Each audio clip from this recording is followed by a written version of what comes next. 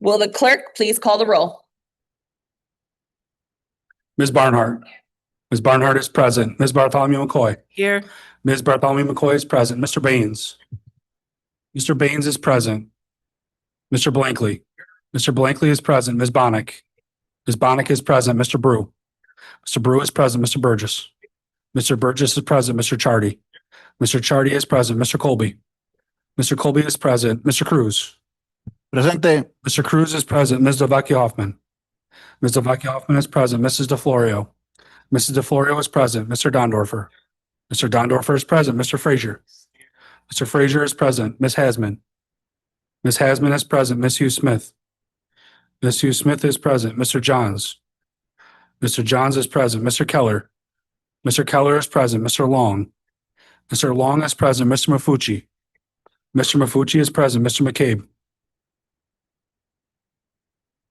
Mr. McCabe. Mr. McCabe is present. No problem. Mr. McCabe is present. Ms. McIntyre. Ms. McIntyre is present. Mr. Milne. Mr. Milne is present. Mr. Morris. Mr. Morris is present. President Román. Here. President Román is present. Mr. Sinclair. Mr. Sinclair is present. Ms. Smith. Ms. Smith is present. Ms. Vasquez Simmons. Here. Ms. Vasquez Simmons present. And Mr. Udelson. Mr. Udelson is present. Perfect. Thank you. Please stay seated. I would like to welcome Deacon Dick Lombard of St. James Borromeo Church, who has been invited by Legislator McCabe to lead us in a moment of prayer. Welcome, Deacon. Thank you.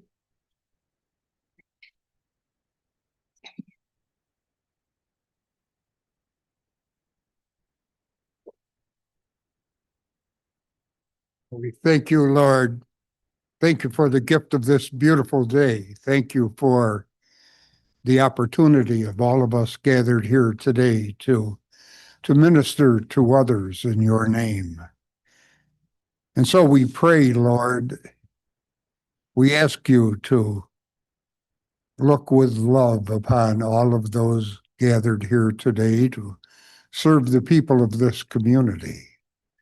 Send your spirit upon them, a spirit of service and love. Help them to work in harmony for the greater good of all. Grant them to have the wisdom to communicate effectively, to respect the opinions of others, and the courage to rise above self-interest, and to remember always that our first responsibility is always to those in the greatest need. And we pray all these things in your holy name. Amen. Amen. Amen. Thank you, Deacon Dick Bartle. We'd like to present you with a certificate of appreciation to the legislature for being here today. Thank you.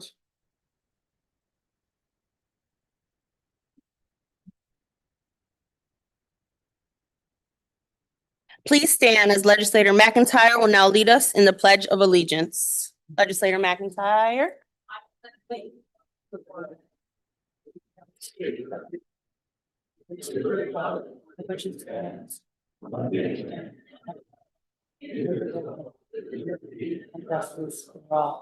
Thank you. Please remain standing.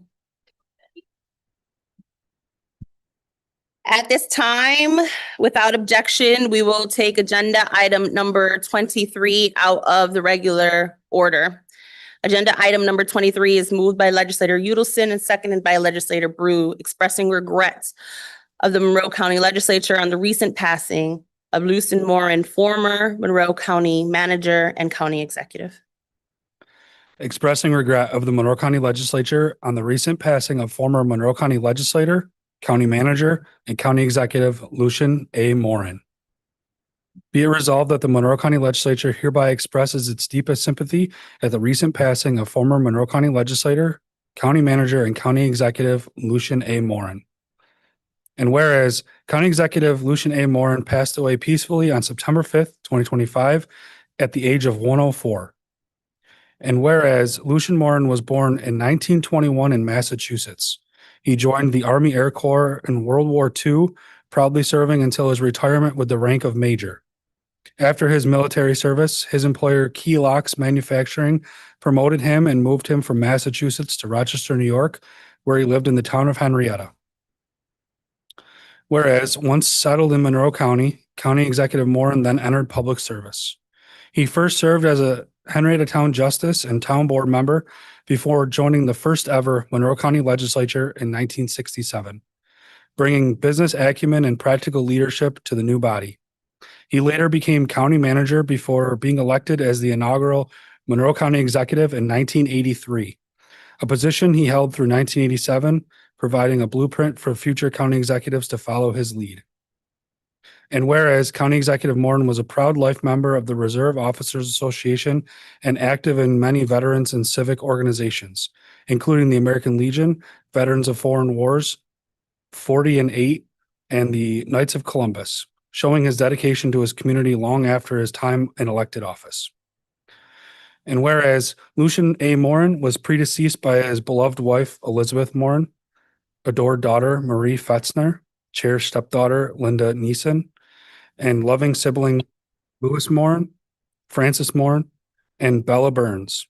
He is survived by his children, Lucian II, and Linda Kozelski, son-in-law, Charles Fetzner, stepchildren, Larry, Sherry, and Tammy, 7 grandchildren, 5 great-grandchildren, and many more friends and family.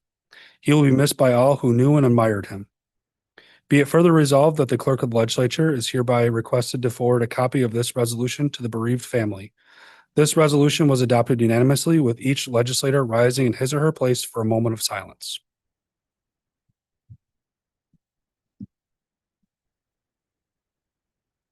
Thank you.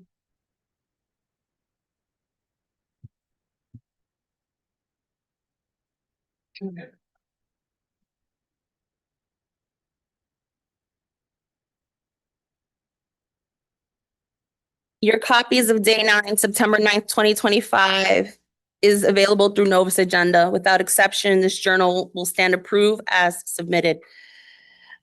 Legislators, the referrals submitted to the legislature for the next committee cycle are available on Novus Agenda as well as online. There are several proclamations scheduled for this evening. Mr. Clerk.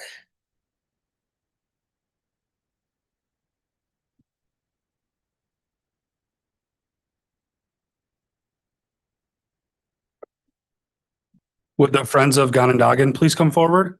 Also, President Yversha Román, Legislator Michael Udelson, and County Executive Adam J. Bello.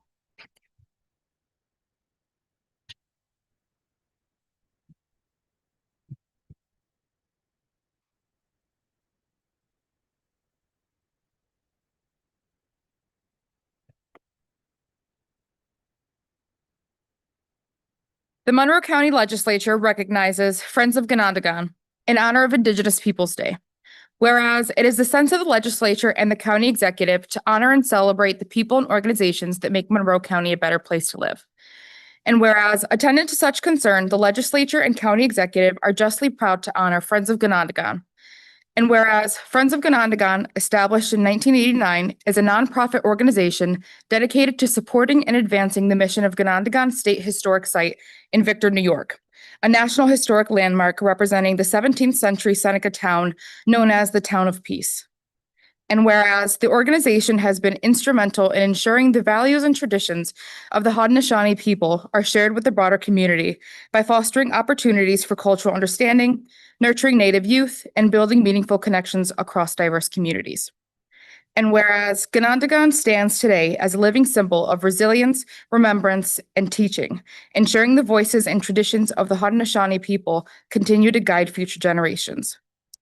And whereas the vision of the Friends of Ganondagan embodies ideals of peace, cooperation, and respect for each other and the natural world.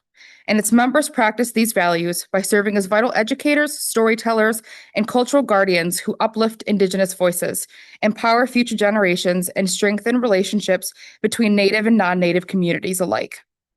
And whereas on Indigenous Peoples' Day, it is fitting to acknowledge the Friends of Ganondagan for its role in preserving and sharing the wisdom, history, and ongoing contributions of the Seneca and Haudenosaunee people. Now, therefore, let it be known that we, Adam J. Bello, Monroe County Executive, Yversha Román, President of the Monroe County Legislature, and the Monroe County Legislature Democratic Majority do hereby recognize the Friends of Ganondagan for its enduring commitment to education, cultural preservation, and peace, and honors the Haudenosaunee people whose traditions and values continue to shape our community on this 14th day of October, 2025.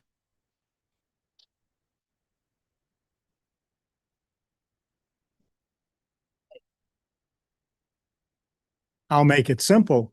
In our language, Nyawem, which is thank you.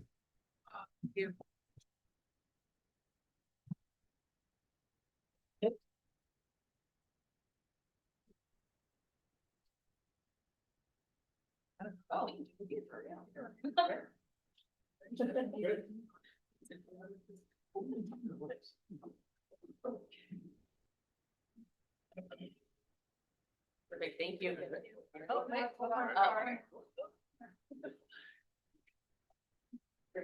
Thank you. All right. Next.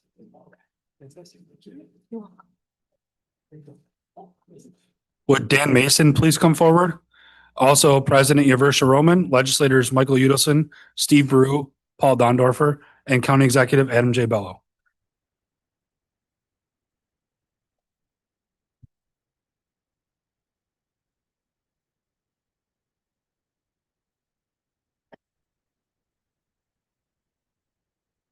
Office of Monroe County Executive Adam J. Bello and the Monroe County Legislature. Whereas Dan Mason's journey is one of Rochester itself, beginning as a young fan chasing autographs and dreaming of working in baseball, and continuing to this day as a Hall of Fame leader whose career has been built on dedication, vision, and a lifelong passion for the game. And whereas after graduating from the University of Notre Dame, Dan joined the Rochester Red Wings in 1990 as an intern, quickly proving his talent and commitment. In 1995, at just 27 years old, he became the youngest general manager in AAA baseball, launching a career that has made him one of the most respected executives in the sport and a defining figure in Rochester sports history. And whereas under his leadership, the Red Wings have thrived, earning national recognitions such as the John H. Johnson President's Award, the Bob Freitas Award, and the Larry McPhail Award, the Prism Award, and the Ballpark Digest Ongoing Excellence Award, while also capturing the 1997 International League Governors Cup Championship. Dan himself has been named International League Executive of the Year 3 times, reflecting his skill in baseball operations and his ability to lead with creativity, consistency, and integrity. And whereas Dan's belief that baseball is a memory-making business has guided every aspect of his work, from the transition from Silver Stadium to Innovative Field, to the countless moments of joy he has shared with fans along the concourse and in the stands. His induction into the Red Wings Hall of Fame on August 16th, 2025, is a fitting tribute to more than 3 decades of extraordinary leadership and a celebration of the countless ways he has enriched the Red Wings, the Rochester community, and the game of baseball itself. Now, therefore, we, Monroe County Executive Adam J. Bello, Monroe County Legislature President Yversha Román, Majority Leader Michael Udelson, Republican Leader Steve Brew, and the members of the Monroe County Legislature do hereby proclaim October 14th, 2025 to be a time to recognize Dan Mason on his induction into the Rochester Red Wings Hall of Fame. And in his words, let's have some fun.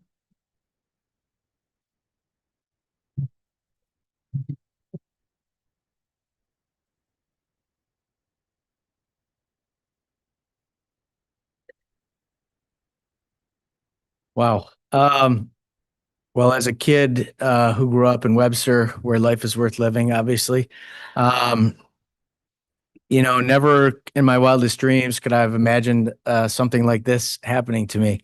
So this is very humbling, to be honest with you. I'd like to thank County Executive Bello and all of you. You are tremendous public servants, and I applaud you for making our community a better place to live, work, and play.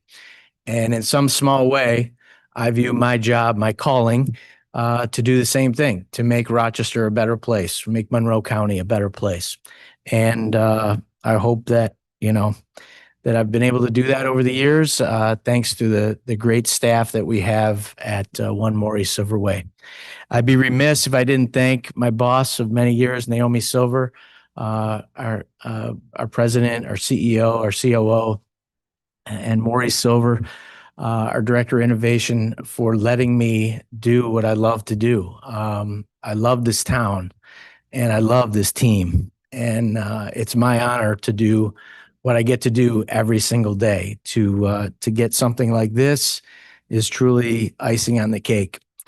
So thank you to Naomi for letting me do what I love to do. I would also be remiss if I didn't thank my lovely wife, Sheila, for also allowing me to do what I love to do, because I'm not home a whole lot in the summertime, and she allows me that opportunity to do that. And also like to thank my son, Cam, who's here today, and my daughter, Anna, who couldn't be here today because she's in Charleston, but that's not as cool as Rochester in Monroe County.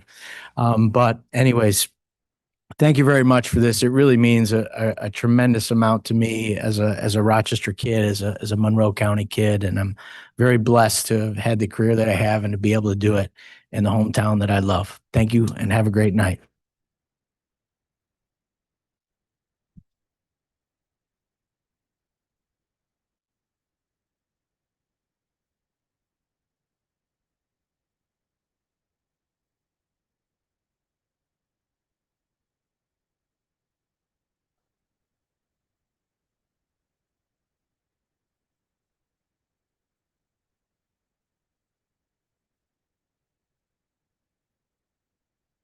Would Henry Padron Morales please come forward? Also President Yversha Román.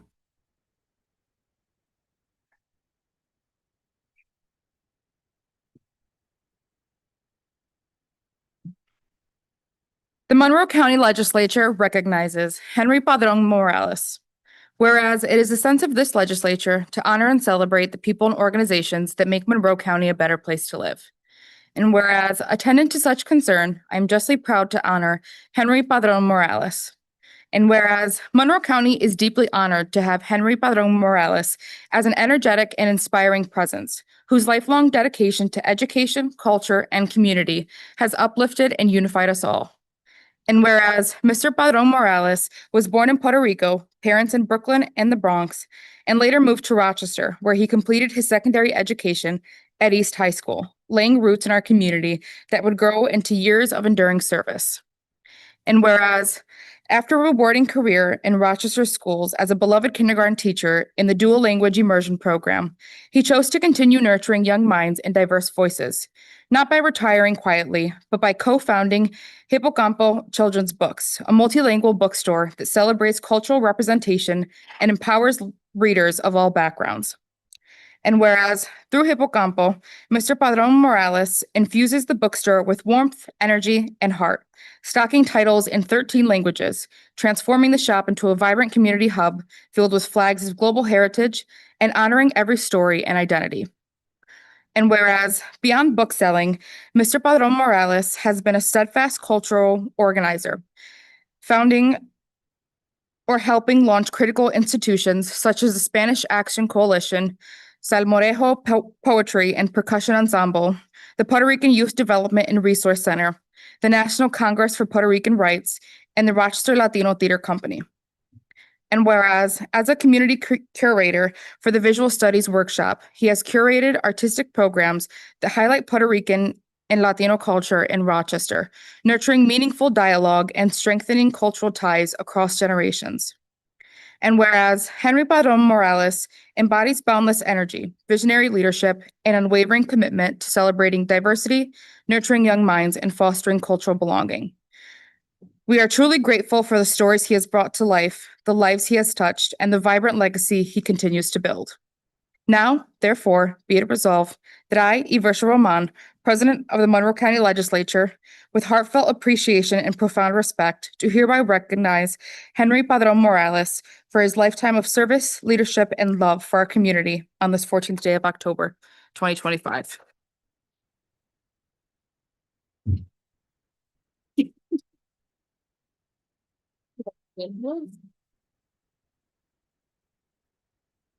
I will unabashedly put in a plug. If you haven't visited Hipocampo Children's Bookstore, it's at 638 South Avenue in the south wedge of the city. Secondly, thank you very much for the kind words. Minister Malik's father and I would see each other at Midtown Plaza often, and he got me to understand the concept of being a duologist. Duology. If you don't know about it, look it up. And lastly, support independent bookstores, support small business. Don't go to the big alphabet letter or the big boxes. Support us. We're the heartbeat of this community. And it's very important that we be aware of this and make it be a moment of duology. Do it.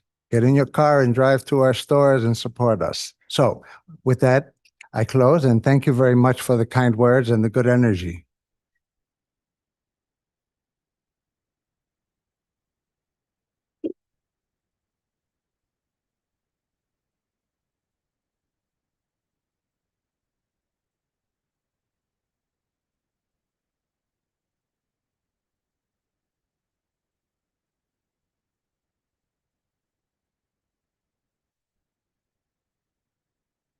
Ready? Would Major Edward Krenzer please come forward? Also, President Yversha Román, legislators Michael Udelson, Steve Brew, and County Executive Adam J. Bello.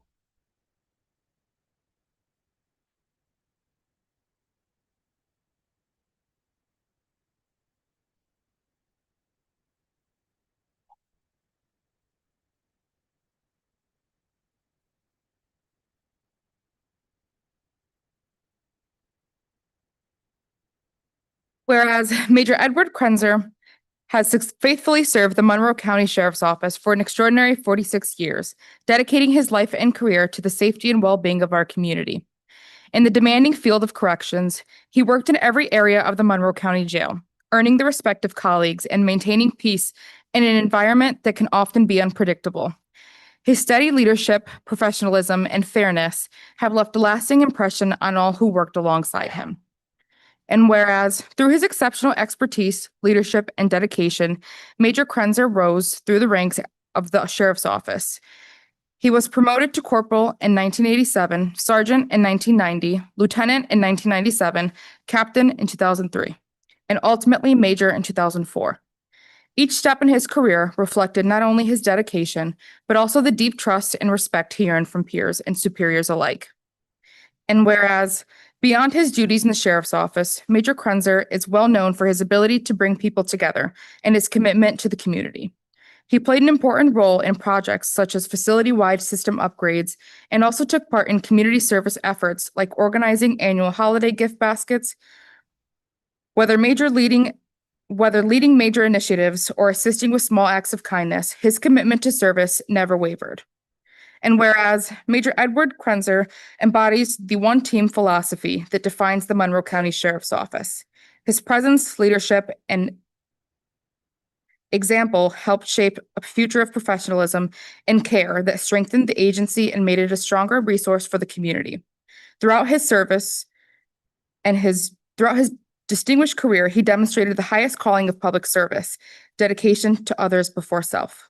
Now, therefore, we, Yversha Román, President, Paul Dondorfer, Legislator District 9, and Dave Long, Legislator District 16, on behalf of the Monroe County Legislature, do hereby recognize and honor and congratulate Major Edward Krenzer on his well-earned retirement from the Monroe County Sheriff's Office.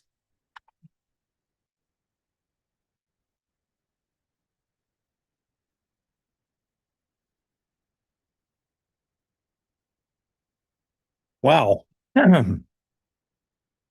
I'm truly humbled by this, and this will be with me for quite a long time. Thank you all for your service and the difficult job that you do. Now it's time for me to ride off into the sunset. Thank you very much.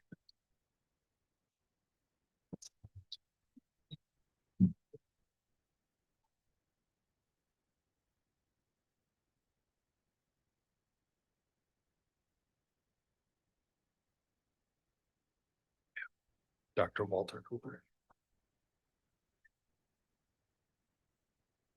Would Dr. Walter Cooper please come forward? Also, President Yversha Román, Legislator Ricky Frazier, and County Executive Adam J. Bello.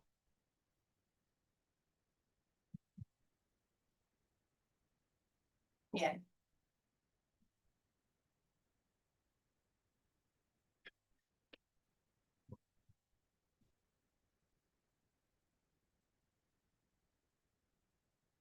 The Monroe County Legislature recognizes Dr. Walter Cooper. Whereas it is the sense of the legislature and the county executive to honor and celebrate the people and organizations that make Monroe County a better place to live. And whereas, attendant to such concern, the legislature and county executive are proud to honor Dr. Walter Cooper. And whereas, Monroe County is proud to call Dr. Walter Cooper, born July 18th, 1928, one of its own, and celebrates his extraordinary life as a trailblazing scientist, educator, humanitarian, and tireless advocate for justice. And whereas Dr. Cooper made history in 1956 as the first African American to earn a PhD in physical chemistry from the University of Rochester, paving the way for future generations. And whereas his distinguished career at Eastman Kodak, where he earned 3 patents and contributed to groundbreaking research, reflected his brilliance, perseverance, and dedication to innovation. And whereas, beyond his professional achievements, Dr. Cooper devoted his life to building a stronger, more equitable Monroe County, serving as president of NAACP of Greater Rochester, co-founding the Urban League of Rochester, serving on the board of the Baynes Street Settlement, and championing programs like Head Start through Action for a Better Community. And whereas, his leadership reached the highest levels in education as a member of the New York State Board of Regents, where he worked tirelessly to ensure every child had the opportunity to learn and thrive. And whereas Dr. Cooper has always understood that our community is part of a larger world, fostering a sister city relationship with Bamako, Mali, and creating opportunities for cultural exchange, friendship, and mutual growth. And whereas today, Dr. Cooper remains actively involved, including spending part of his 97th birthday speaking passionately with the Rochester City School District about the urgent need for meaningful change in our schools. And whereas his lifelong dedication has left an indelible legacy in our county, honored through the renaming of School Number 10 to the Dr. Walter Cooper Academy, and through the countless lives he has uplifted through education, opportunity, and empowerment. We are truly honored to have him as a guiding light in our county's history, and we commit to carrying forward the legacy he so generously built. Now, therefore, let it be known that we, Adam J. Bello, Monroe County Executive, Yversha Román, President of the Monroe County Legislature, Ricky Frazier, Legislator District 28, and the Monroe County Democratic Majority, with deep gratitude and profound respect, do hereby recognize Dr. Walter Cooper for his lifetime of service, leadership, and love for our community on this 14th day of October, 2025.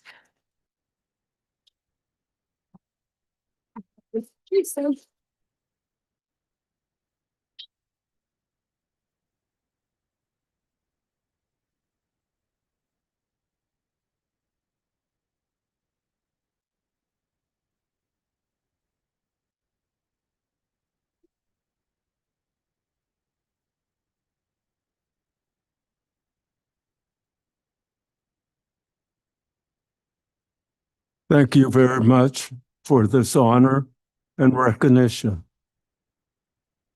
My motivation lifelong has been to elevate young people to positions of honor and integrity and environmental concerns.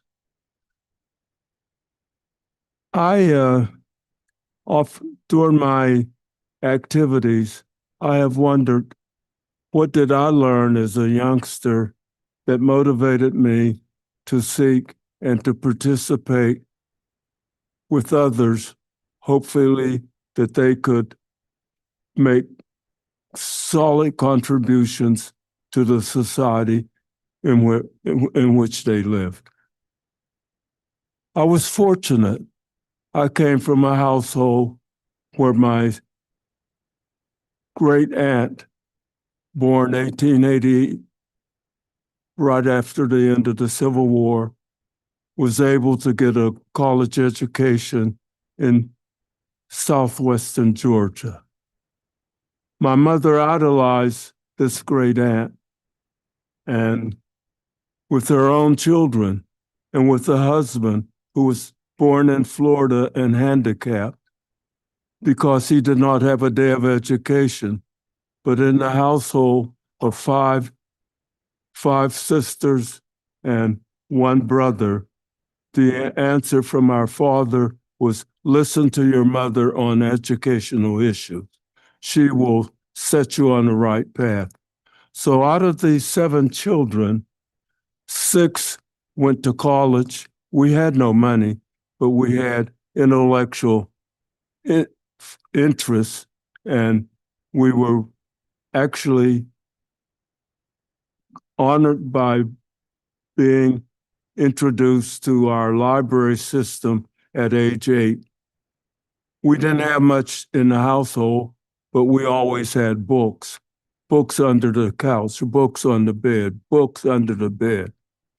My oldest sister, Irma, was a member of the Book of the Month Club in the late 1930s. And when Hitler invaded Poland, September 1, 1939, it was Irma led a discussion on the implications of this latest war. It was a beautiful experience because I was in an intellectual environment as a youngster in a household. So in 1944, in my English class, my term paper, which I discovered and read and investigated, was on the role of the African American in the Revolutionary War. I knew in 1944 that Crispus Attucks had lost his life in the Boston Massacre in 1773. Peter Salem and Solomon Poor had fought at Bunker Hill, Concord, and Lexington. I didn't get that information out of my general text. I got it from researching the library to find as much information as possible on the African American. And today, I taught in the old St. Simon's, I taught African American history for a period of about 6 years. Moses Gilbert, the Cooper sisters, and others were my students. Most of those students ended up being contributors to the overall health of this community. I asked today, and you can ask the ministers, as I mentioned to one minister, I said, can you imagine Jewish children going to a synagogue and not being taught Jewish history? Our children go to our churches and taught not one line of African American history. A people without a historical memory are doomed, and that's where we are.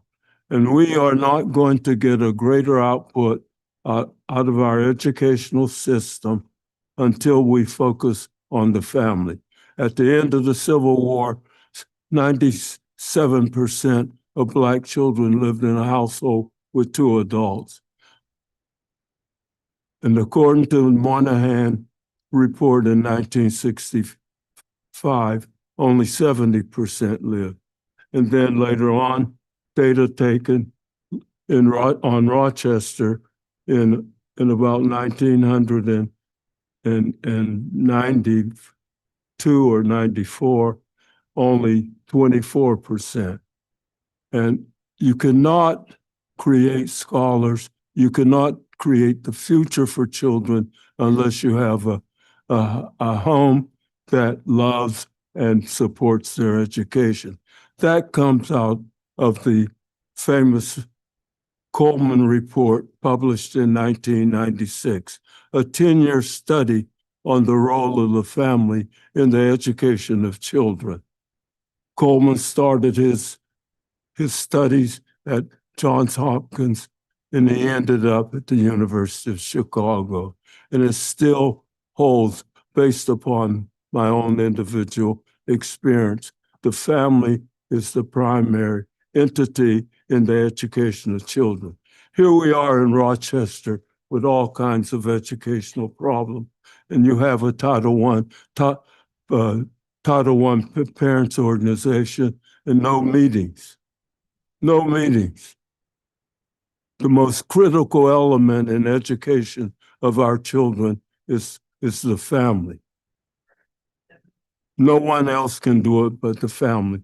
And I speak from personal experience. Out of the 7 children in my family, with a father who didn't have a day of education and a mother who had 9 years, but she was brilliant. She followed the education pattern of my great aunt, Ida Sears Lowry. Children have to have creative models to guide them in the educational pathway. And I would hope that funding for programs will emphasize the family, because out of the family comes the creative children and those who will be contributors to this society. We kid ourselves when we think otherwise.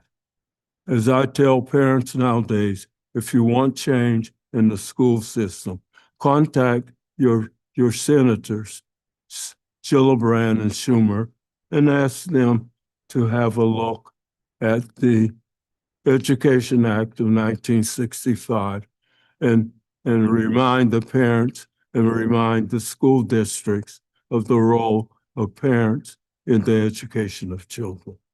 But I really appreciate this honor. I worked hard for the idea of a new generation of young African Americans and others. And hopefully, somehow these dreams may be realized. But I'm 97 years old, and I hope before I reach 100 that these dreams will be realized. But I want to thank you. Thank you.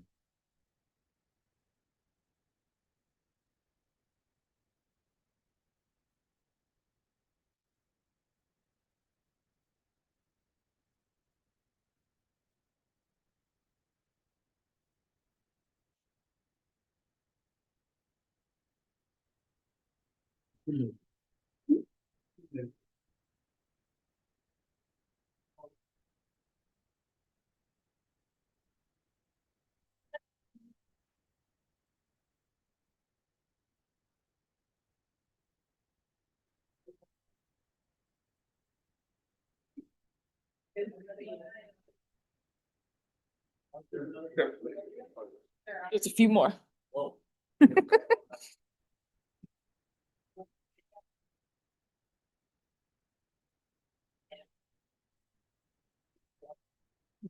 Keep going. Yep. Would Charles the Natural Murray please come forward? Also, President Yversha Román, legislators Michael Udelson, Steve Brew, and County Executive Adam J. Bello.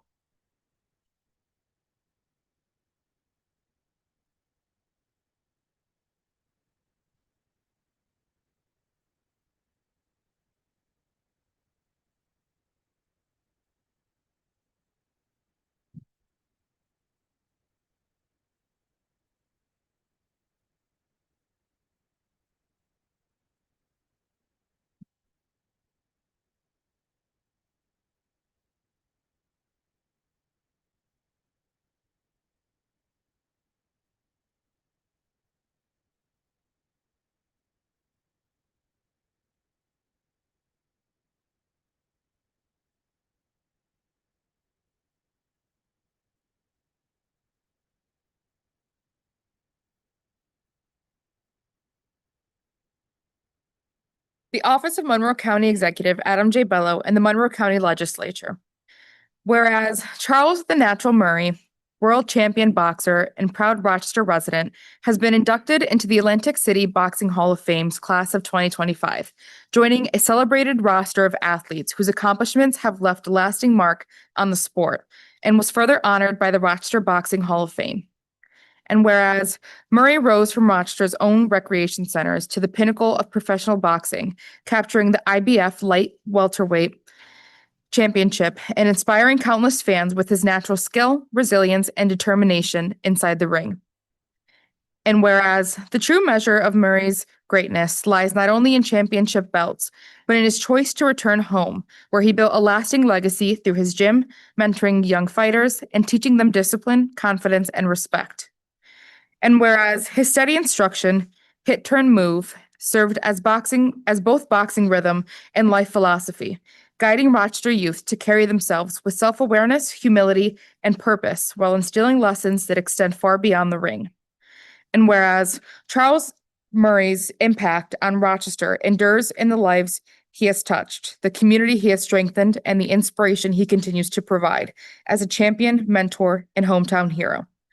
Now, therefore, we, Monroe County Executive Adam J. Bello, Monroe County Legislature President Yversha Román, Majority Leader Michael Udelson, Republican Leader Steve Brew, and the members of the Monroe County Legislature do hereby proclaim October 14th, 2025 to be a time to recognize Charles the Natural Murray on his induction into the Atlantic City Boxing Hall of Fame, class of 2025.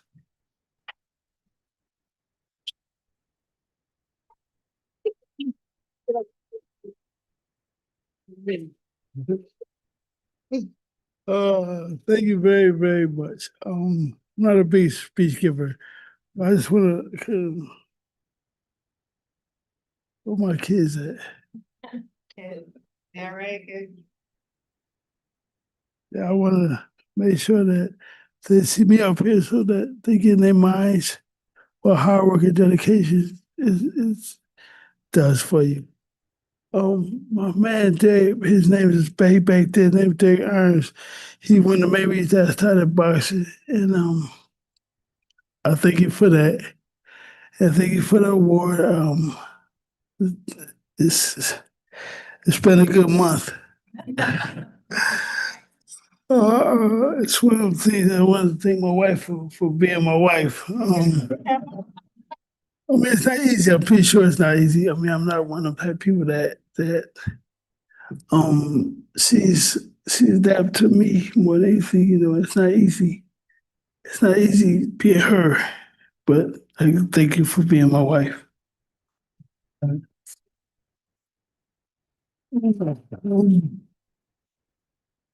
Derek, I appreciate you for the argument that we had when we stopped boxing.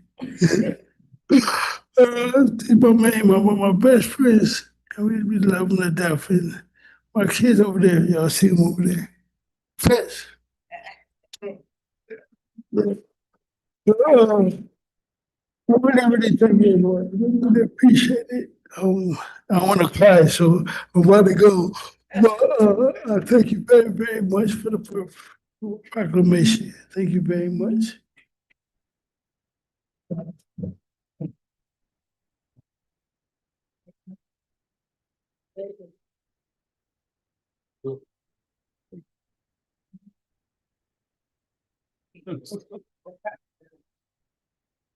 Take care.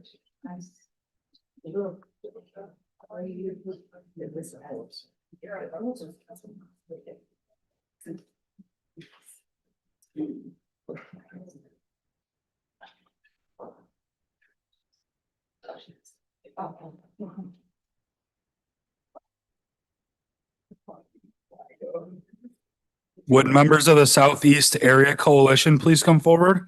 Also, President Yversha Román, legislators Linda Hasman, Albert Blankley, Rachel Barnhart, Santos Cruz, Mercedes Vasquez Simmons, and Carolyn Delvecchio Hoffman.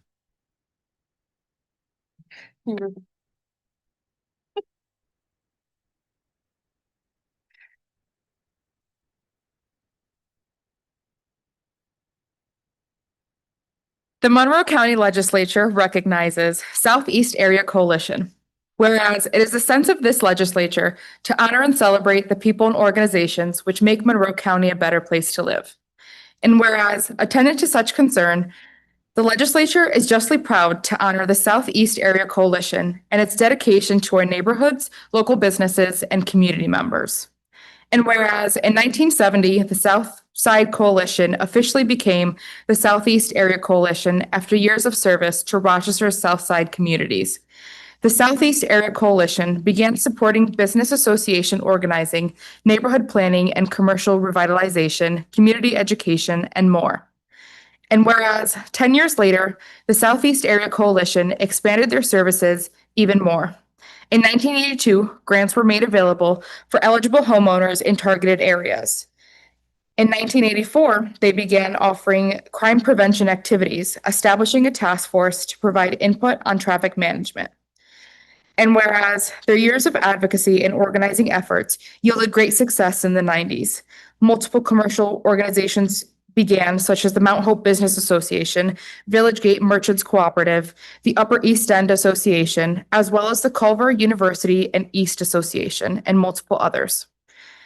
And whereas the Southeast Area Coalition has also formed task forces for several commercial strips comprised of key stakeholders and expanded their housing grants to the entire city of Rochester, allowing assistance for all community members rather than just those who reside in the Southeast.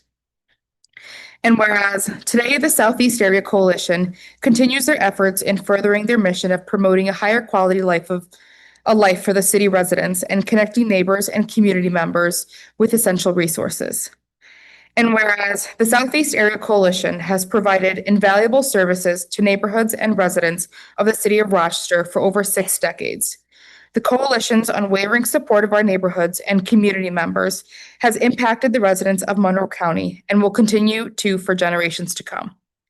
Now, therefore, let it be known that we, Yversha Román, President, Linda Hasman, Legislator, District 23, Albert Blankley, Assistant Majority Leader, District 24, Rachel Barnhart, Legislator, District 17, Santos C. Cruz, Legislator, District 21, Mercedes Vasquez Simmons, Legislator, District 22, and Carolyn Dovecchio Hoffman, Assistant Majority Leader, District 25, do hereby honor the Southeast Area Coalition on this 14th day of October, 2025.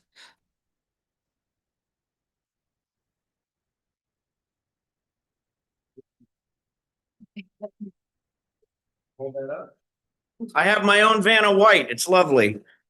Thank you guys all so very much. My name is Mike Evans. I am the Executive Director of the Southeast Area Coalition. Actually, this week marks my 5th year with the agency. I love what I do. I'm proud of my crew. It fuels everything that we do. We have a tool lending library. It's $25 a year, gets you access to all 1,300 of our tools, unlimited times a year. We do free DIY classes and repair crew days to try to make sure to help people who have issues to repair things, keeping it out of the landfill. And finally, we are we just released our mobile unit of the tool shed, which will be going into the different quadrants of the city Monday through Thursday and parking at one of the R centers in the city, getting our tools into the hands of people who have transportation hurdles. I'm super proud of this. It's very humbling to be with all of you. Thank you to all of our elected officials for their constant support. We cannot do it without you guys. We need you. We need the money. Love you all so much. Be well. Thank you.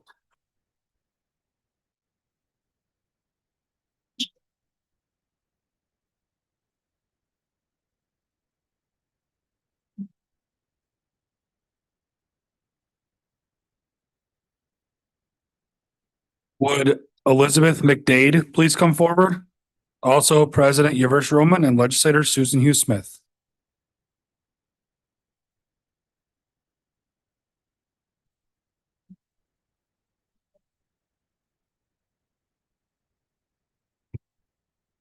The Monroe County Legislature recognizes Rochester energy efficiency and weatherization.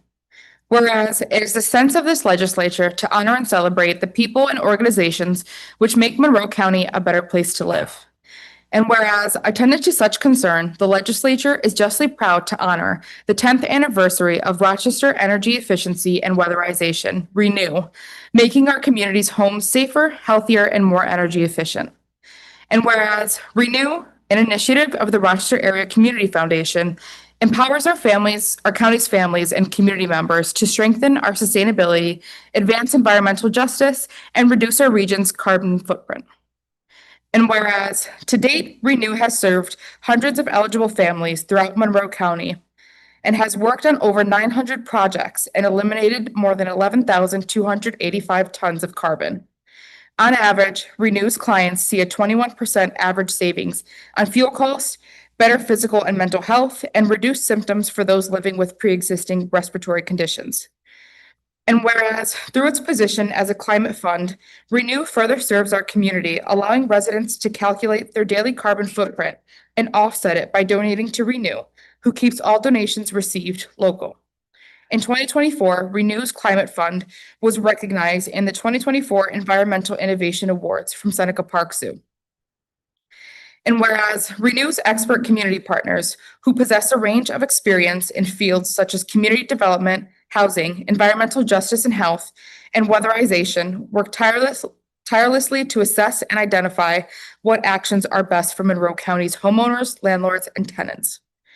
And whereas Rochester Energy Efficiency and Weatherization's unwavering commitment to reducing our community's carbon footprint and improving energy efficiency, as well as its support of homeowners and residents throughout Monroe County, is a testament to their dedication to a healthier, stronger, more sustainable region.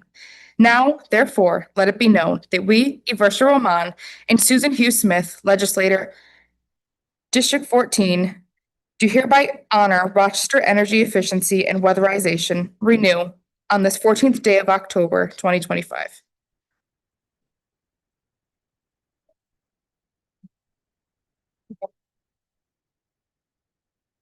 Good evening. My name is Elizabeth McDade, and I'm the Director of Renew, and I am so grateful to be here this evening.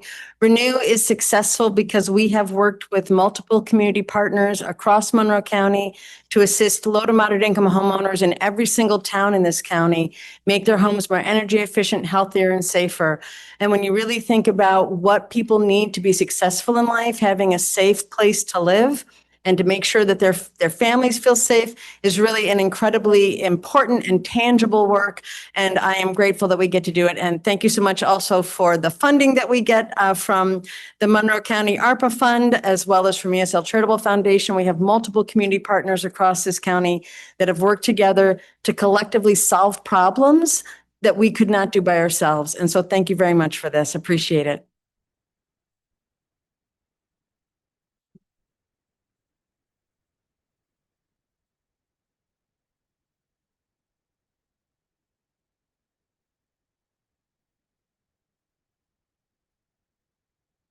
Thank you. I just want to thank everyone for giving grace for this extended celebration, as we will likely not be able to do proclamations in the upcoming months due to renovations. So with that being said, thank you all.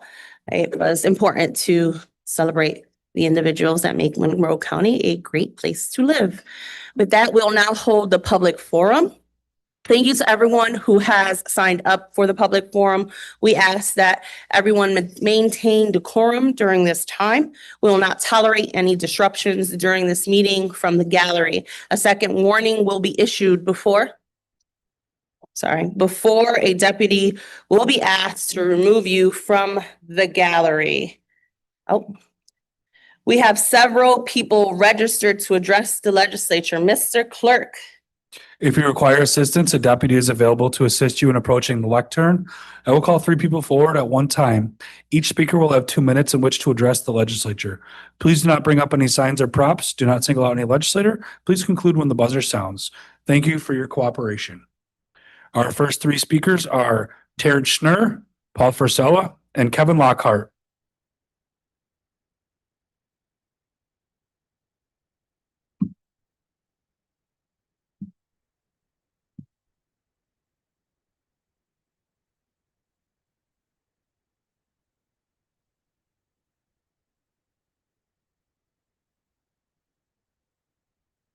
Good evening. The first time I addressed a public meeting in this room was on Thursday, November 7th, 1991, 2 days after the voters in Monroe County rejected a ridiculous legislative redistricting gerrymander, and the day after Majority Leader Baynes suggested that the voters hadn't understood what they were voting against.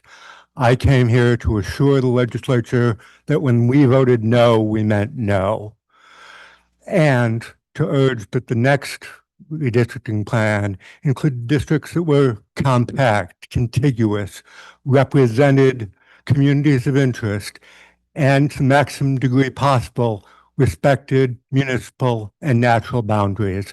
I also urged that the legislature end the practice, which it still hasn't, of dividing the concentrated Latino population in Northeast Rochester amongst several districts. In 1992, in 2001, and in 2011, legislature generally ignored these concerns. So the second time I addressed a meeting in this room, it was Legislative Redistricting Commission in March of 2022. And I urged the same things. And if anyone in the legislature or the administration had respected at all their duties under the charter, I probably would have only spoken a couple times over the next few months.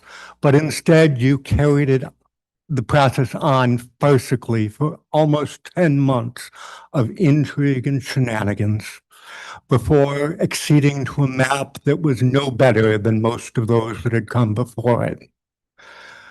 I'm here tonight to urge you now, when very few of you know what your interests will be in 2031 and 2032, to reform Section 212 of the county charter. I think I'm out of time, so I won't go on. Thank you. Thank you.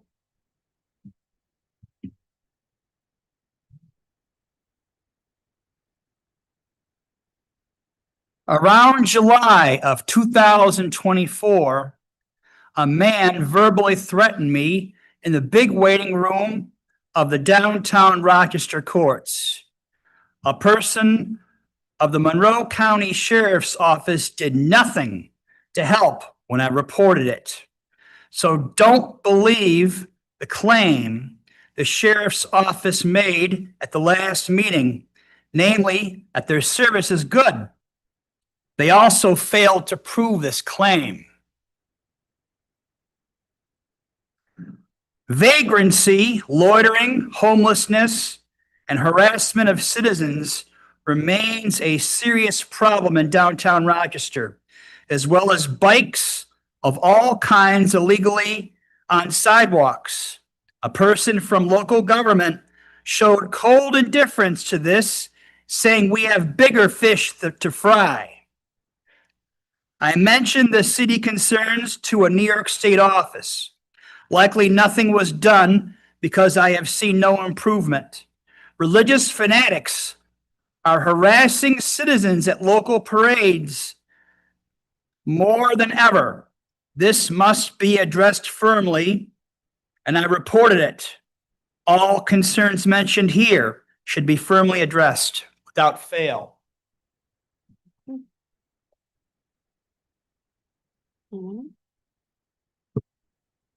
We're not a sanctuary county, and I came here to say thank you, ICE, for moving the criminals. Our families here in Monroe County have given far too much. They've sacrificed far too much. The family in Irondequoit, whose children were tortured and murdered in front of their parents, and then the parents were killed by an illegal immigrant. How about the illegal immigrants that come in and steal, kidnap children and traffic them to Chicago? This legislature has crossed the line. I already put you guys on notice in Webster because I told you guys, if you cross the line, there's going to be consequences. And those consequences are that our legislators in Webster are not going to be reelected. I have a page with 9,400 people in it. I guarantee Frank Giardi and Mark Johns are not going to be reelected as a result of this. Point of order. Do not. You are out of order. No. Look at me right now. You got to Lockhart, you are order. If you do not, you will be asked to remove. Thank you. Stand against his microphone. Thank you. Point of order. Overrule. Turn off his microphone, please. Thank you. You absolute fool. Kevin, thank you. Please remove him. Kevin, thank you. No, it's time to go, Kevin. Yes. Yes. You're violating my rights. Go ahead. To say. Thank you. Because you don't like what I have to say. You absolute fools, you're elected to represent us, the sheriffs. You are elected to represent us. Do not. and you don't do that. It's my job to self-govern and self-administrate as I see fit. Thank you. Please remove him. Continue to remove him from the chambers. That, I believe that's a threat. Let that be noted. Law Department, thank you very much. I think it is. All right. Well.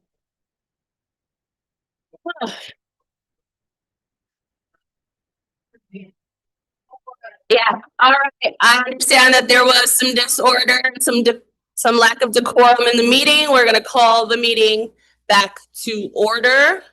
We will take note of the actions of the speaker. Thank you very much. The next three speakers, Mr. Our Clerk. next three speakers are Kara Fink, Tyrus Adams, and Maria Gonzalez.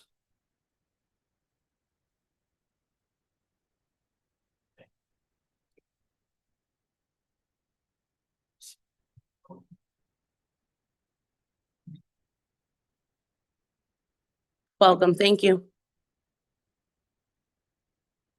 Oh, turn it back on. An MSW student. I work with adolescents and young adults, and a common issue that I have seen is smartphone addiction and its impact on mental health.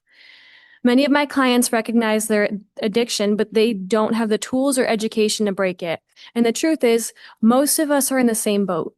We're expected to keep our phones on hand for almost everything, completing work tasks, turning in assignments, paying bills, even ordering at restaurants. These small devices are running our lives.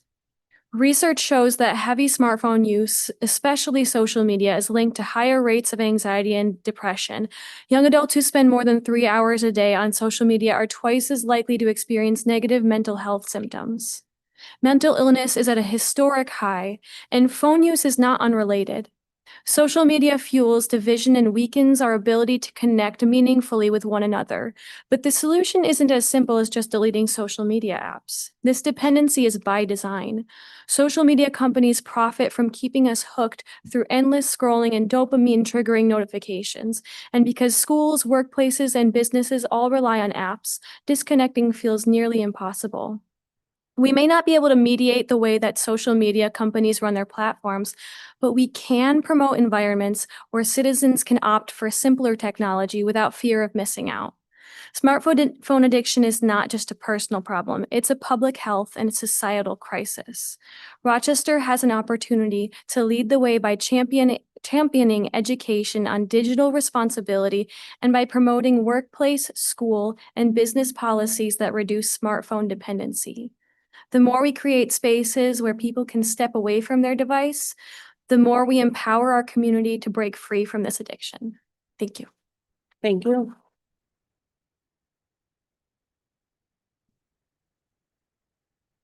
There you go. Welcome, thank you. Yeah, go ahead, you're fine. With the clock. Yep. Good afternoon, ladies and gentlemen. I have to apologize for the conduct we just saw in here, which I really don't like. Thank you. Especially that kind of a form in these days and times. Yes, we do have enough problems, but there's a better way of showing it. I lived through times that most of you folks don't even understand, and it was called racism at its finest.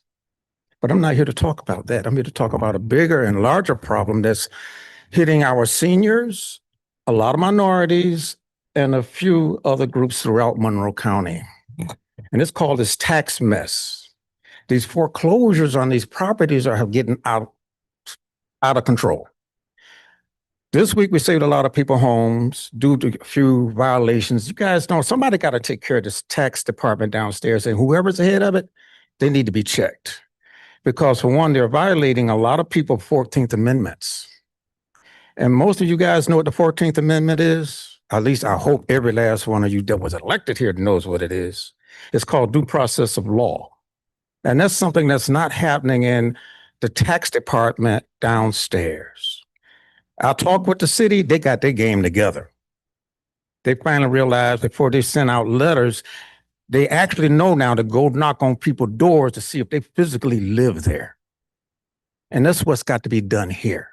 A lady lost her house due to the extent, we got it back now, but it was due to the extent the bank did not notify her that she had to still pay taxes. And we're talking about people that are seniors and they got enough problems and they don't need new ones. Did anybody tell you about the young man that killed his mother in a nursing home because of tax foreclosure? They didn't tell you all about that, but that's why it was hushed. So I'm looking at this side because this side got the idea what to do. They need your help to finish it all. Give them the helping hand. Our seniors need help. These young folks need help because they cannot afford the rent when they can live in their apartment or their house much cheaper. Thank you. Thank you.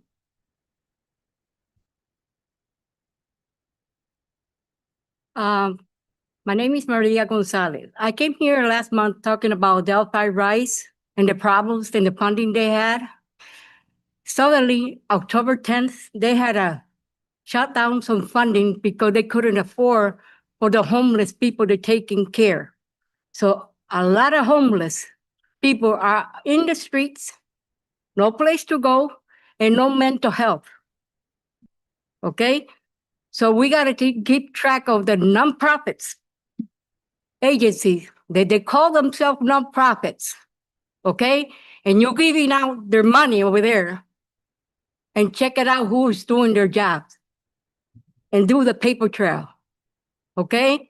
Because it's not right when a organization is doing their rights and taking care of the community and they're not getting enough funds and they have to shut it down. And now we got more problems going on now.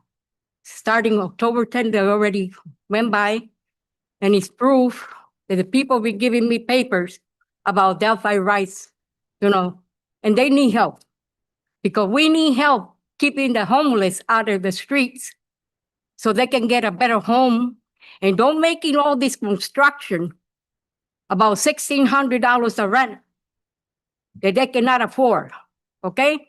The housing authority, they don't have enough income to take care of them, okay? So we have to do something about it. Do the paper trail. For those nonprofits, they say they're helping people, and they're not. Take the proof and give that money to the people who are doing the right thing, okay? We have to come up with a solution.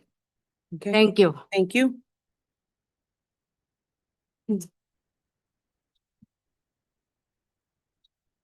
Our next three speakers are Lori Thomas, Dr. Fred Thomas, and Tiana Johnson.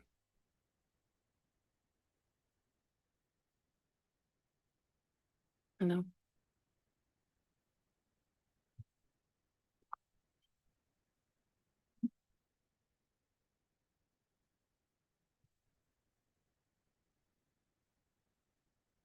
No. Good evening. I have been involved in politics since I was 15 years old. I have protested in local, state, and federal arenas for education and social issues. I came to the realization a while back that much of my time was spent in vain, which is why I decided to back away from politics. Unfortunately, things have become so illicit that I found it necessary to return to my political advocacy for the people. I chose to support individuals for office because I believed that they were honorable and capable of executing their duties. I realized now that I was mistaken. When the county executive expressed his sorrow at the death of a supremacist, I understood that this is a body of supremacists, believing that they are better than the people they represent. I have worked with, spoke with, campaigned with, and for a few of you. I know that I am more knowledgeable than most of you simply because I am older, have more political experience, and in some cases have a higher level of education. Yet you think yourselves better than me. You also think yourselves better than poor people, better than prostitutes, better than the homeless, the drug addicted, and the mentally ill, and the uneducated. You believe that we need your guidance, your help, your pity, when what we deserve is an electorate that understands the reality of poverty, who knows that our tax dollars collected from the property we own, the things we buy, the salaries we work for, and the general living we must do in order to provide your salaries, your standard of living, which is much higher than ours. You receive your salaries from our tax dollars, yet you make corporations, construction companies, out-of-town investors, and yourselves richer while we live in poverty, unable to afford the luxury you revel in. Supremacy isn't a racist attitude. It is an evil attitude. It is time we call it what it is. To think that you are better than the people who pay your salaries is ignorant, and the people deserve an intelligent, humane, and respectful electorate, not an evil one. Thank you. Thank you.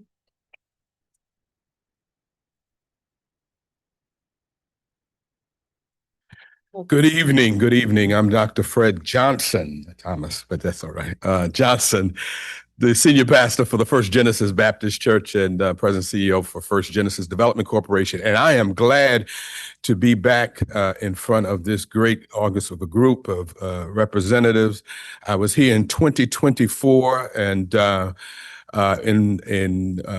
seeking support for the 22 single-family homes, first-time home buyer program. And I'm happy to be here again to solicit your support for some additional funding for that project. 22 single-family homes, first-time home buyers, affordable, and it's going to transform the community. We're not just building homes, we're building families, we're building communities and creating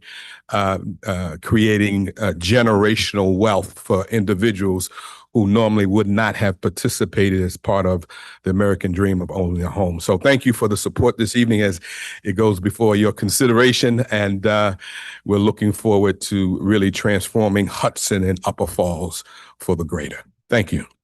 Yeah.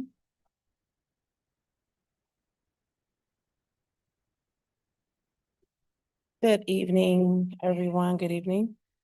So my name is Tiana Johnson. I am a human and civil rights champion and lifelong Monroe County resident. I'm one of the executive committee members of our local NAACP, proud VIP with the Children's Agenda. I volunteered with Ready in the earlier days, and I am the former site coordinator and proud alumni for the Parent Leadership Training Institute. Family voice and family empowerment is something that I treasure, that I hold near and dear. I'm so thankful to have heard Mr. Walter Cooper. I didn't know he would be here tonight, but this is kind of adding some reinforcement around what he was saying around family being the important structure around education. I'll even go so far as to say society. But family voice and family empowerment is something that I treasure and hold near and dear to my heart, as I know you do too, County Executive Bello, because you're a staple at the PLTI ceremonies. But this year, my family faced some difficulty and I sought the assistance from FACT. CPS was also involved. However, both agencies were unable to meet the needs of my family and failed us due to implicit bias and poor communication with me and amongst themselves. This resulted in the further breakdown of my family, ultimately me being alienated from my children. I was denied due process during the CPS investigation, as it was indicated and closed with haste when I said I wanted a lawyer, which we are entitled to during that process. They closed the case immediately. So I'm calling on the county to closely examine these practices of these two agencies, as well as all the other agencies that aim to help families. They directly impact our quality of life, so they need to be given more training. The data shows that of the approximately 7,000 cases that are investigated, roughly about 5,000 go unfounded, which means that's about roughly 5,000 families that's been disrupted, placed under stigma for no reason at all. So the damage is done with my family, but we can avoid it with other families. So I'm calling for more training and closer examination. Okay. Thank you.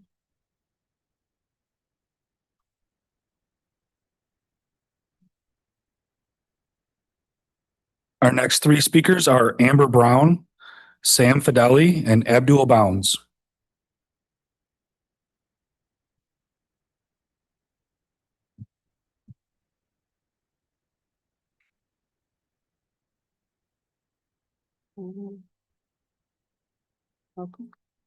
I'm speaking tonight on behalf of Color Fairport Green.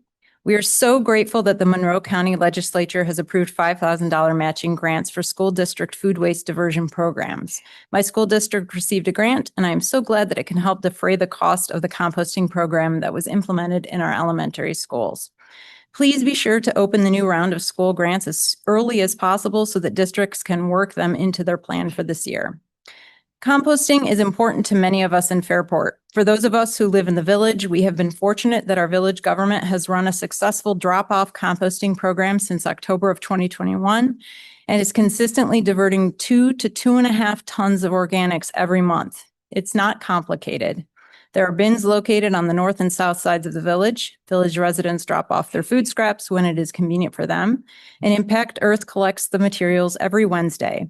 I know that data is important for implementing next steps for the county composting program that Monroe County residents have been asking you for since July of 2022. Fairport and Impact Earth can provide you with compelling data. I would also like to note that sometimes when a thing is straightforward, like providing a composting drop-off program, it can be more efficient to look to a community that has been leading the charge to see what works. Monroe County does not have to look far to see other communities like Fairport or those in Onondaga and Tompkins counties who have had success.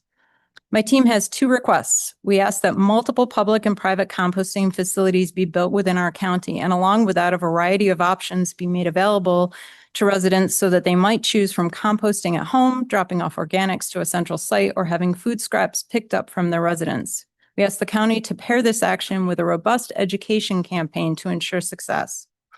Secondly, we ask the county to designate a team of climate professionals, which would include a director with the authority of the executive to bring a multitude of departments together and prioritize systems change.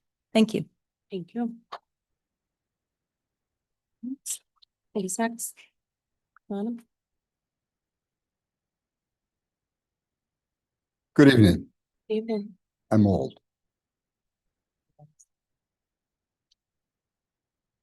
My name is Sam Fideli, and I commend each of you for stepping up to serve our community.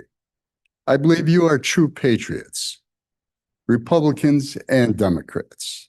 To begin each meeting, you pledge allegiance to the flag, espousing loyalty to the republic to which it stands, a republic enshrined in our Constitution. I come to you this evening speaking for a group of retired professionals who fear that something is amiss in America. We've seen masked men in military gear on our dime and our name, cruelly snatching children from their beds in the middle of the night. We've seen traditional allies and alliances pushed aside in favor of nations known for aggression and human abuse. We've seen universities and private businesses strong-armed to the whims of the federal government. We've seen a priest shot in the face with a rubber bullet and fellow citizens thrown to the ground, zip-tied, and arrested for expressing their peaceful free speech. Here in Monroe County, we've seen a family's home invaded for the crime of having its roof repaired. We've heard a small business owner panic because he can't obtain the tea that constitutes the bulk of his business. We've seen former colleagues afraid to speak out in public because they fit the profile of those being actively hunted. These and other abuses of the Constitution are deeply disturbing. The blood pressure of America is spiking. The level of tension and anxiety is unprecedented and unacceptable. We urge you, in the defense of the Constitution we cherish, to scream our message up your party's chain of command. Thank you. I'm over time. Thank you.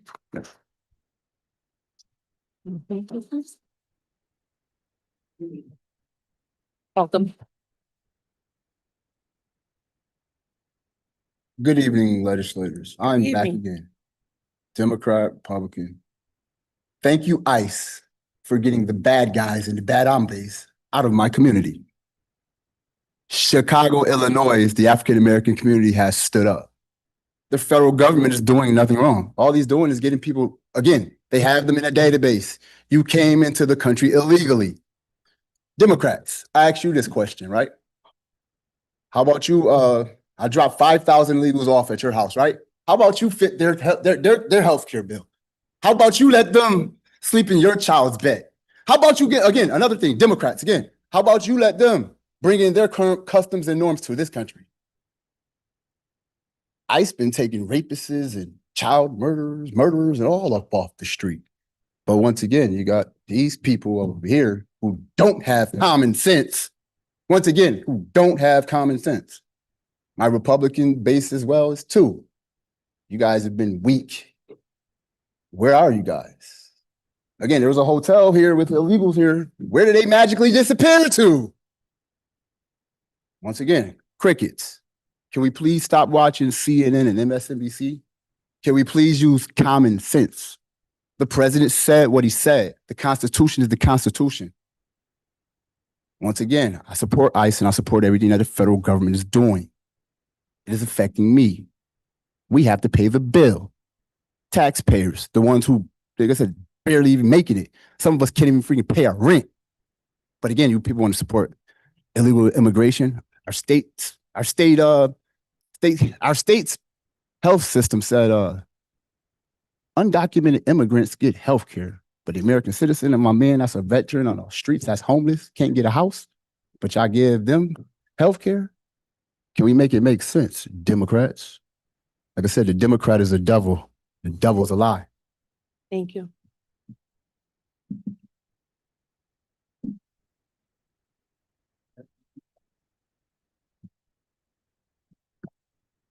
Our next public forum speaker is Alan Blair.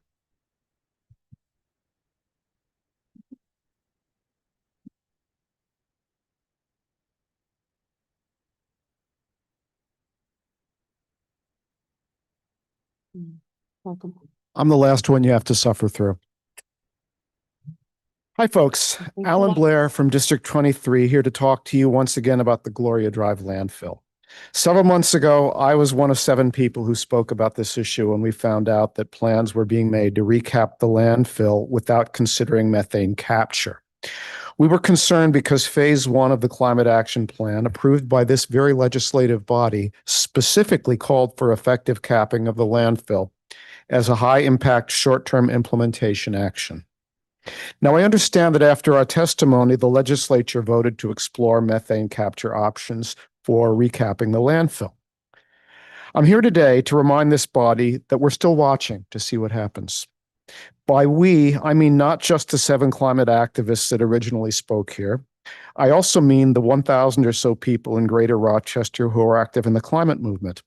And I also mean the much larger percentage of people who are sympathetic to our goals. We're aware that the Gloria Drive landfill is the single largest source of greenhouse gas emissions in Monroe County's public sector, with 13% of its emissions. For this reason, we see the capping of the landfill as an important test of whether the county will live up to the terms of the climate action plan it approved.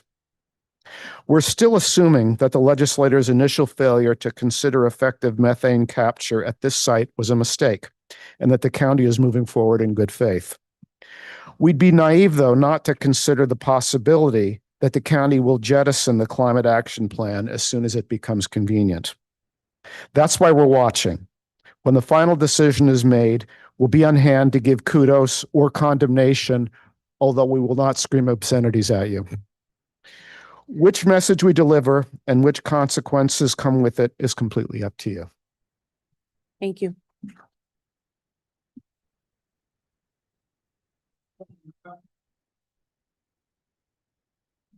Got it.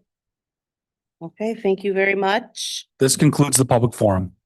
All right, thank you. It is, we often recognize former legislators and current, from former legislators that are in chambers. I understand I missed this recognition, but former legislator and current Rochester City Council member Willie Lightfoot was with us. So I just want to thank him for spending some time in chambers with us today. And we will now proceed with the consideration of local laws. Will the clerk please read the first item on the agenda? Madam President, Yes, Leader Udelson. I move that we consider the agenda as a whole with the exception of item number 13 and the MOUs 24 through 27. Thank you. I second that. Moved by Legislator Udelson, second by Legislator Brew. Is there any discussion? Hearing none, all in favor? Aye. Any opposed? We will now move on to item number 13. Item number 13, referral 25-0287, authorizing contracts with Equally Balanced Therapy and Wellness the University of Rochester Medical Center Mount Hope Family Center, the University of Rochester Medical Center Public Health Sciences Department, and the United Way of Greater Rochester and the Finger Lakes to provide maternal and child health services from Monroe County Department of Public Health. Move it. Second. Moved by legislator Maffucci, seconded by legislator Bartholomew McCoy. Is there any discussion? No. Oh, I'm so sorry. That's okay. Legislator Barnhart. Thank you. I would just like to explain my vote. Yes. Thank you very much to the administration for providing very detailed answers to the questions that I asked in Ways and Means. That was very helpful. I just wanted to point something out for the public record and for my colleagues.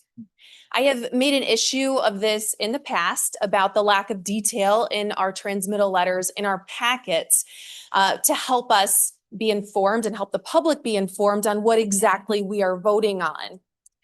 The contract with United Way for almost $2 million, I think it's really important that people understand what this is really about. This $2 million will be funding home visitations to newborns, which you know, but the ultimate goal is to create a universal home visitation program in Monroe County that would be funded by insurance.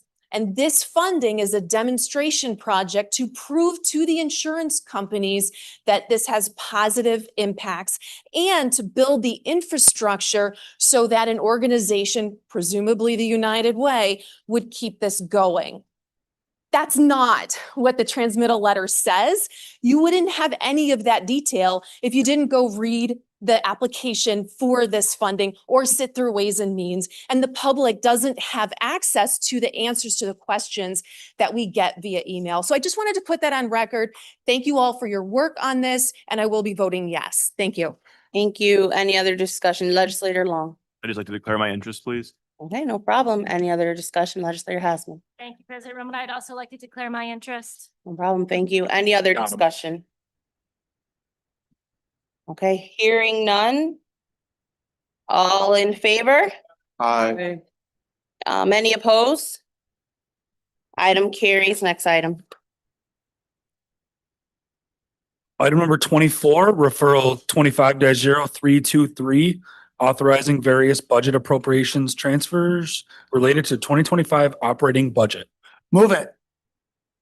Moved by legislator Udelson, second by legislator, moved by legislator Maffucci, my apologies, second by legislator Udelson. Is there any discussion? Legislator Barnhart. Yes, thank you. As you know, for the last couple of years, I've made a big issue out of transferring funding out of the safety net, millions of dollars of leftover funds into other accounts. That's not happening this quarter, and I'd like to understand why. Is it because there won't be projected funds left over from safety net, or is it perhaps because of the pending impact of the federal budget? Through me. Through the president to the administration. Thank you. Thank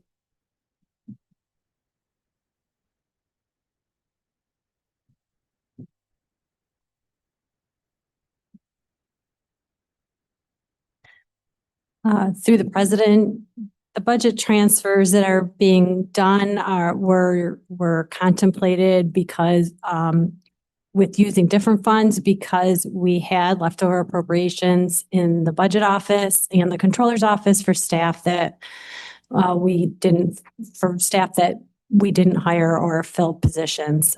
So we chose to do these transfers from those funds instead of moving it out of safety net. Thank you. Through the president to the administration, will you have significant safety net funds left at the end of the year? Is that the projection or not? Through the president, I don't know the projection as of today. There are certainly probably some leftover appropriations, but I don't think they're going to be significant. Thank you. Thank you. Any other discussion? Okay, seeing none, all in favor? Aye. Any opposed? Item carries. Next item. Item number 25, referral 25-0324, authorizing 2 settlement agreements in opioid-related litigation regarding Purdue Pharma, case number 19-23649, U.S. Bankruptcy Court for the Southern District of New York, and in regards to National Prescription Opiate litigation number 2804, U.S. District Court for the Northern District of Ohio. Move it. Second. Moved by legislator Maffucci, second by legislator Udelson. Is there any discussion? Legislator Vasquez-Simmons. I'd just like to declare my interest. Okay, thank you. Any other? Legislator Barnhart. Yes, thank you. I would just like to explain my vote. First, thank you to the administration and to the law department for securing these important dollars that will go into our opioid settlement trust fund. On April 8th, on this floor, I asked the administration for details on how we have spent those funds and how we plan to spend those funds going forward. I did not receive an answer.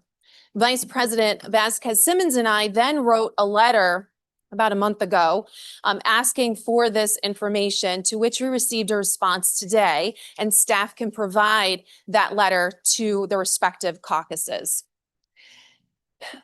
I didn't explicitly ask for a line item list of expenditures in a spreadsheet.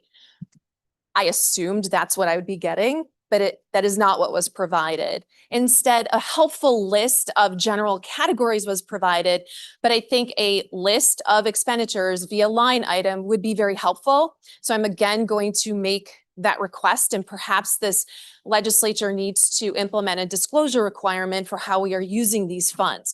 Because you see, the problem here is that we don't have an oversight board of how these funds are spent.